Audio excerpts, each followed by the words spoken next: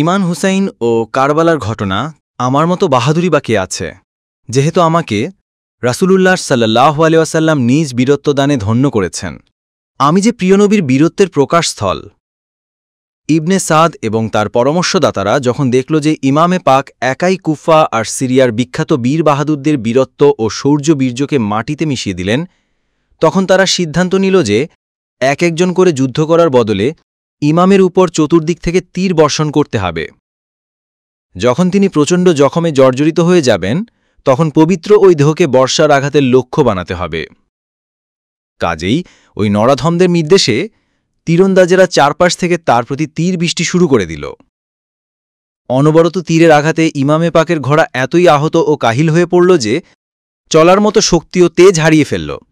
নিরুপায় ইমামকে একটি জায়গায় দাঁড়িয়ে যেতে হল। এখন চারিদিক থেকে তীর আসতে থাকল। ইমামে পাকের পবিত্র দেহই ছিল তাদের একমাত্র লক্ষ্য। জালিমেরা তার নুরানি দেহকে তীরে তীরে ঝাঁঝরা আর রক্তাক্ত করে ফেলে। আবুল হুনুত নামে এক অভিশপ্ত ব্যক্তির নিক্ষিপ্ত তীর তার কপাল মোবারক এসে বৃদ্ধ হয়। সর্বশক্তিমান আল্লাহর উদ্দেশ্যে যে কপাল নিয়মিত ঝুঁকত, যা ছিল প্রিয়নবী আল্লাহর হাবিব সাল্লাল্লাহু আলাইহি ওয়াসাল্লামের চুম্বনধন্য, তা এই মুহূর্তে বিদীর্ণ হয়ে গেল।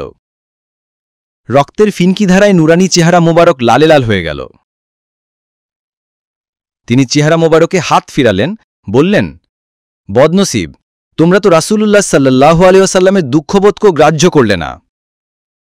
দৃশ্যত মনে হচ্ছিল যেন শাহাদতের মসনদে সমাসীন জান্নাতের দুলহা বহমান রক্তের পুষ্পালঙ্কার পরিধান করেছেন, আঘাতের মণিহার গলায় পরে আছেন। ওদিকে বেহেশতের হুর পরীরা জান্নাতের ঝরকা থেকে বেহেশতি যুবকদের সর্দারকে অপলক তাকিয়ে আছেন। 3 দিনের পিপাসার্ত কারবালার মুসাফিরের জন্য হাউজে কাউসার তার সুপেয় ঠান্ডা পানীয় নিয়ে অপেক্ষায় আছে। নবীগণ, অলি আউতাদ আর শহীদকুলের পবিত্র আত্মাসমূহ নবিকুল সম্রাটের প্রিয় দৌহিত্র শহীদ সম্রাটের সমাদর অভ্যর্থনা জানাতে অধীর প্রতীক্ষায় প্রস্তুত। জান্নাতুল ফেরদাউসের সাজসজ্জার ধুমধাম চলছিল। জান্নাতের ওই রঙিন শোভা বসন্তের আজ খুব হাসে, মোহাব্বতের শহীদ নিয়ে কাফেলা আজ ওই আসে। এক ফাঁকে খলি ইবনে ইয়াজিদ আজবাহি হিংসামুক্ত ওই পবিত্র বুকে একটি তীর এমনভাবে ছুঁড়ে মারল যে তা ইমামের হৃৎপিণ্ডে গিয়ে বিঁধল। এখন পয়গম্বর কাঁধের আরোহী হুসাইনের ঘোড়ার পিঠে বসে থাকা মুশকিল হয়ে পড়ল। হাত থেকে ঘোড়ার লাগাম ছুটে গেল। ইমামে আরশে মকিন ঘোড়ার জিন থেকে কারবালার জমিনে পড়ে গেলেন। এবার অভিশপ্ত সীমার মুখাবয়বে তলবারের আঘাত হানল। তার সাথে সাথেই সিনান ইবনে আনাস নাখাই এগিয়ে এসে ভরসার আক্রমণ চালাল, যা দেহ মুবারক এফোড় ওফোড় করে দিল। তৃষ্ণা তুরের টুকরো ছুঁয়ে সুবাস ভরা খুন বহে, দিন ইসলামের বুক চেরা খুন ভেজায় মাটি কার সহে। বাগের রেসালতের জান্নাতি ফুল, বেলায়তের পুষ্পোদ্যানের বিকশিত কণি, হায়দেরি কুসুম কাননের পুষ্পস্তবক, খানদানে নবুয়াতের অন্যতম স্মারক, শাহজাদায়ে কাউনাইন ইমাম হুসাইন রাদিয়াল্লাহু তাআলা আনহু পরম করুণাময়ের উদ্দেশ্যে সিজদারত অবস্থায় ইহধাম ত্যাগ করলেন। প্রাণপ্রিয় বোন সাইয়্যিদা জায়নব এ প্রলয়ঙ্করী দৃশ্য দেখে তাঁবু থেকে বেরিয়ে আসলেন। আর্তনাদ করতে করতে তিনি ছুটে আসলেন, বলতে লাগলেন, হায় রে প্রাণাধিক ভাই আমার, হায় আমাদের কর্ণধার, আসমান ছিঁড়ে যদি মাটিতে পড়ত। সেই মুহূর্তে ইবনে সাদ ইমামের পাশেই দাঁড়ানো ছিল। তাকে দেখে সাইদা বলে উঠলেন, আমার বিন সাদ, ইমাম আবু আবদুল্লাহ হুসাইনের হত্যাকাণ্ডের দৃশ্য তুমি উপভোগ করছ? ইবনে সাদের চোখে দুনিয়ার চাকচিক্যের মোহ আর লোভের আবরণ পড়ে গিয়েছিল। তবে আত্মীয়তার সম্পর্ক ছিল বলেই সাইদা জাইনবের এ বুক ফাটা আর্তনাদ আর এ মর্মান্তিক দৃশ্য দেখে এ পাষাণেরও চোখ ফেটে পানির ধারা দুগণ্ড বেয়ে নেমে আসল। লজ্জায় এতটুকু হয়ে সাইদার দিক থেকে সে চোখ ফিরিয়ে নিল। তাবরি 259/6। চির অভাগা খলি ইবনে ইয়াজিদ হজরত ইমাম পাকের নুরানি শির মুবারক পবিত্র দেহ থেকে বিচ্ছিন্ন করতে এগিয়ে আসল, কিন্তু ভয়ে তার হাত কেঁপে উঠল। কম্পিত দেহে সে পেছনে হটে গেল। তার ভাই কুলাঙ্গার হাসাল বিন ইয়াজিদ ঘোড়া থেকে নেমে শির মুবারককে দেহ মুবারক থেকে বিচ্ছিন্ন করে তার ভাই খলির হাতে অর্পণ করল। কেউ বলেছেন সীমার ছিল শ্বেতি রোগ বিশিষ্ট, সেই হতভাগ্যই শির মুবারক কেটে নিয়েছিল। হুজুর সাল্লাল্লাহু আলাইহি ওয়াসাল্লাম ইরশাদ করেছিলেন, আমি স্বপ্নে দেখেছি যে এক ডোরাকাটা কুকুর আমার আহলে বাইতের পবিত্র রক্তে মুখ দিচ্ছে।